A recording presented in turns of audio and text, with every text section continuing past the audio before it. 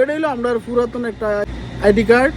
তো আপনারা আজকে আমি দেখাবো কিভাবে আপনারা খুব সহজেই ঘরে বসে আপনার যে স্মার্ট কার্ডটা আছে এটা আপনার নিকটবর্তী উপজেলাতে আসছে কিনা অথবা আপনার স্মার্ট কার্ডটা অনলাইনে আছে কিনা, তবে ঘরে বসে আপনার মোবাইল দিয়ে আপনার স্ট্যাটাসটা দেখতে পারবেন আপনার স্মার্ট কার্ড আসলে হয়েছে কিনা বাংলাদেশে। প্রথমে যা করবেন আপনার জাস্ট গুগল ব্রাউজারে যাবেন, যাওয়ার পর এখানে লিখবেন smart card BD check. Just এখানে ক্লিক করবেন, ক্লিক করার পর আপনি যে আপনার যে ইন্টারফেসটা আছে এই ইন্টারফেসে আসবে স্মার্ট কার্ড স্ট্যাটাস।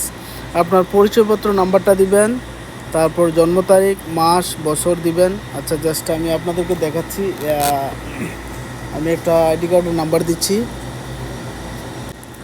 আচ্ছা ওকে, আমরা এখানে তারপর আপনি জাস্ট এখানে আপনার নিচের ইন্টারফেসটা আছে এই কোড নাম্বারটা দেবেন DC 2C5 2C5